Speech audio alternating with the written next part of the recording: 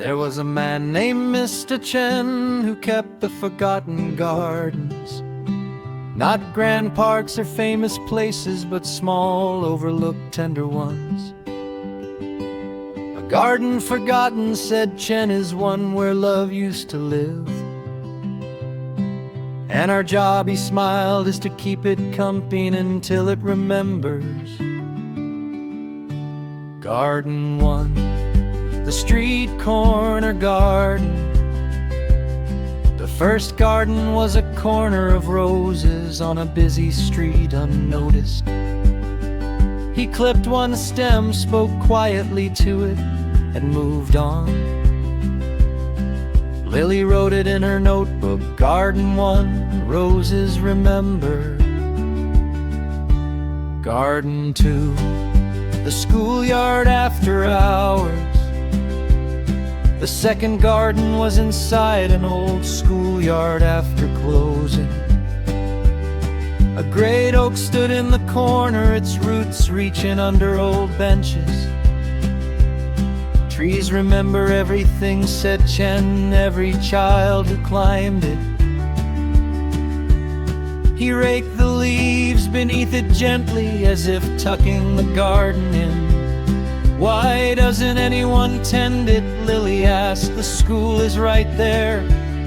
People forget to look sideways, said Chen, but we don't have to. Garden 2, the oak remembers laughter in its rings. Garden 3, the railway station garden. The third garden grew on a platform edge of an old railway station. Tiny blue flowers nobody'd planted, they arrived on their own.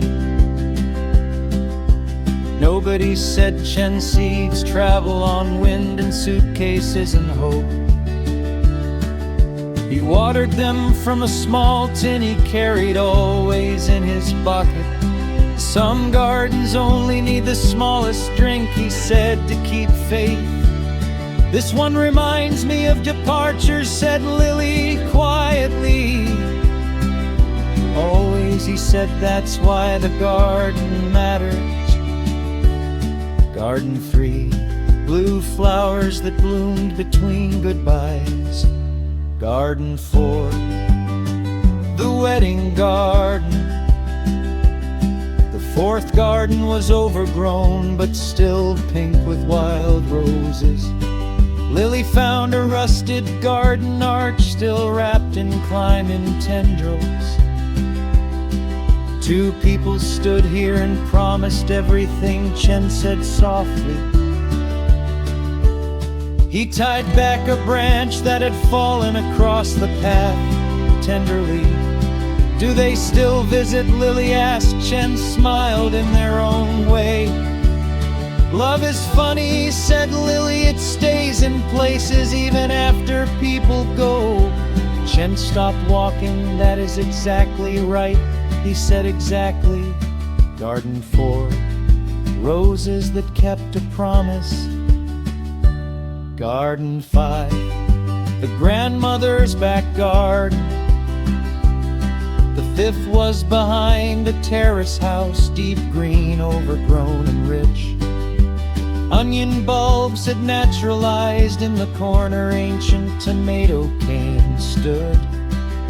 For 60 years, said Chen, she fed her whole family from this patch. He pressed a handful of soil and breathed it in, ancient and alive. Good soil is also memory, Chen said, her hands are still here. Lily knelt and pressed her own hands into the earth, listening. Yes, said Chen, you can always feel the ones who love the place. Garden 7, thrift flowers that kept a lighthouse keeper company.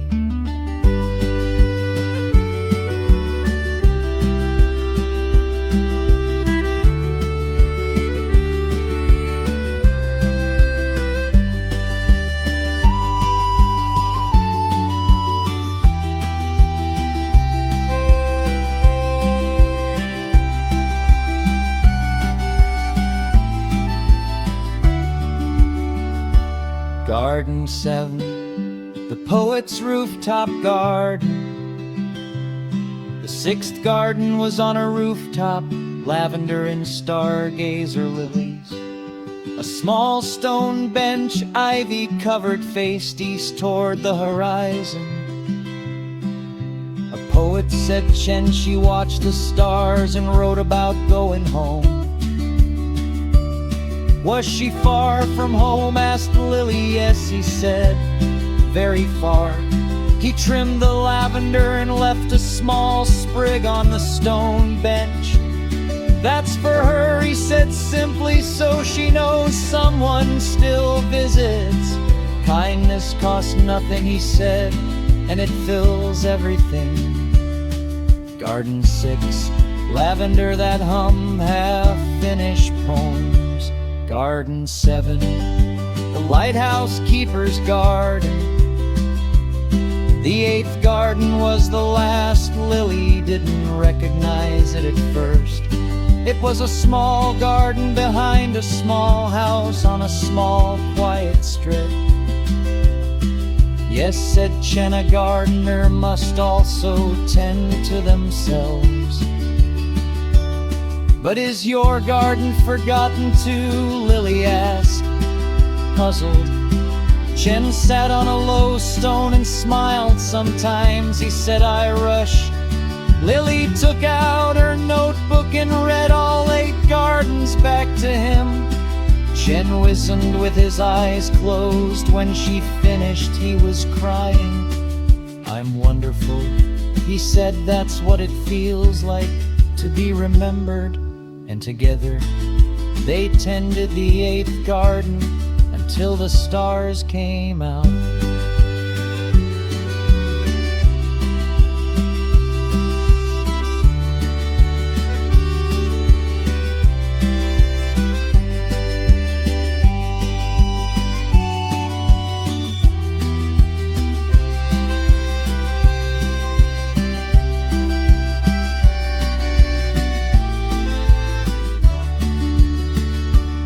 Every forgotten garden still remembers love, and Mr. Chen proved it.